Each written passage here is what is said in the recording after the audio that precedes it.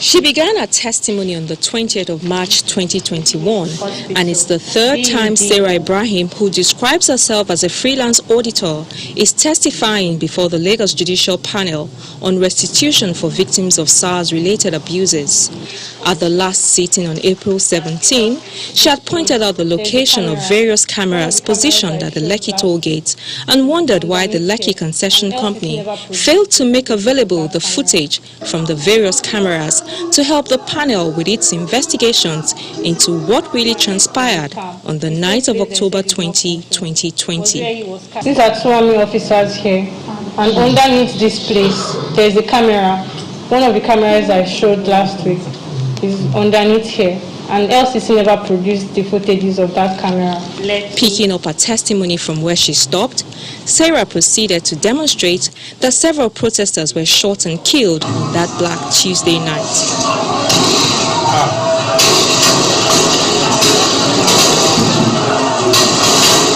She played several videos which were contained in a flash drive she had submitted to the panel at the last sitting.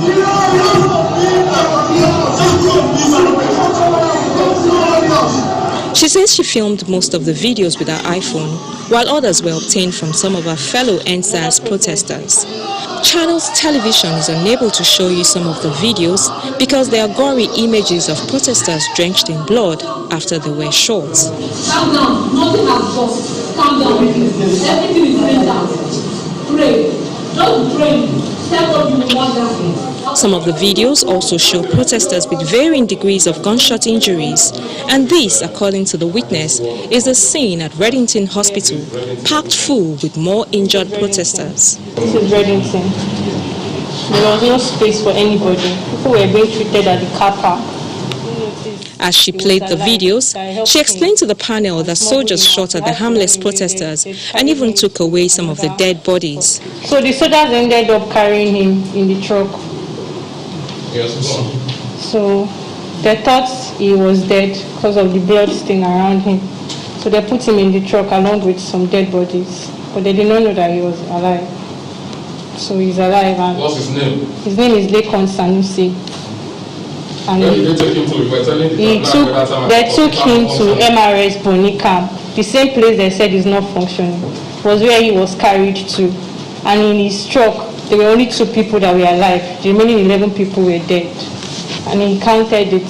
It was a nurse who noticed he was alive that helped him and smuggled him out. He had to run away. They carried him to another hospital.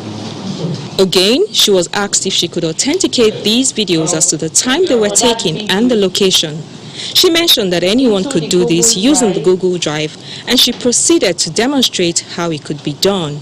Google Drive can help extract the date it was taken, the time it was taken, and the location it was taken to verify. The videos of 2 mothers who claimed to have lost their sons at the protest ground were also played. Interpreters were on hand to translate. The witness also says that attempts by the protesters to track some of their injured colleagues at some of the hospitals they were taking for treatment was rebuffed by the authorities, who cited a need not to embarrass the government. Because of what when we went to the hospital, the commotion that ensued from us seeking to know the number of dead people, protesters from Lekki toll gates that were there. And information was later passed to all the staff at last week. An internal memo which was given to the heads of different departments. One of the staff took a copy of it and sent it to me. And it reads, in order not to embarrass management and government, staff are advised to be cautious in their utterances, especially with unknown visitors. The chairman of the panel, Justice Doris Okuobi, has adjourned till next week Saturday, May 15th, for the witness to continue her testimony. Shola Shrieli, Channels Television News.